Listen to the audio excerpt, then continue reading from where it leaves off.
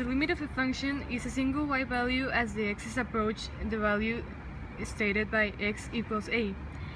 The limit is in this function is stated by the letter L. When making a table of values, sometimes we will find that the limit does not exist, but still the values of y approach a certain number.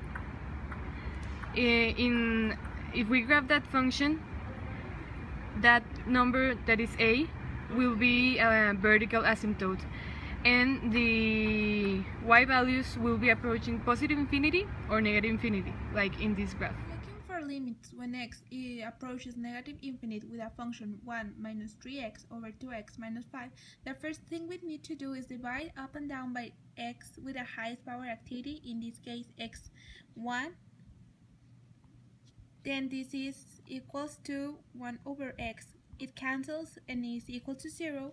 Minus 3x over x, the x cancels and leaves the 3, over 2x over x, x cancels and leaves the 2, minus 5 over x, which is equal to 0, and this is equal to minus 3, 2, which is the limit for x approaching negative infinite.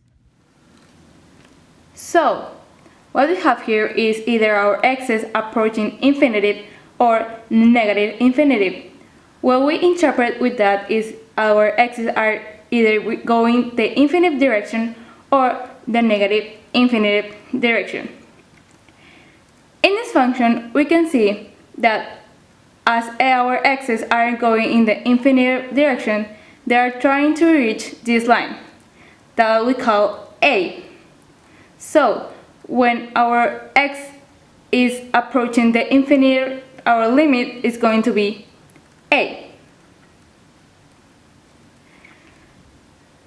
Again, so when our x's are going the negative infinite way, we can say again that their x's are trying to reach this line that we call a.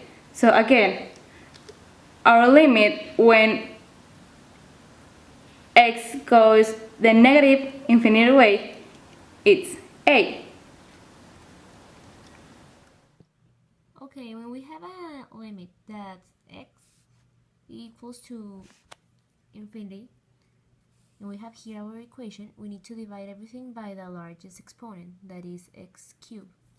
So we will write 3x squared divided by x cubed plus 5x divided by x cubed plus 4 divided by x cubed and x cubed divided by x cubed plus 7x divided by x cubed. Now we need to simplify. So here we will write 3 over x plus 5 over x squared plus 4 over x cubed divided by 1 plus 7x squared. Okay, so when we have an x on the denominator, we will cross it out and we will equal it to 0. So this is 0, this is 0, this is 0, this is 1, and this is 0. So our result will be 0 over 1, that's equal to 0, and that's our answer.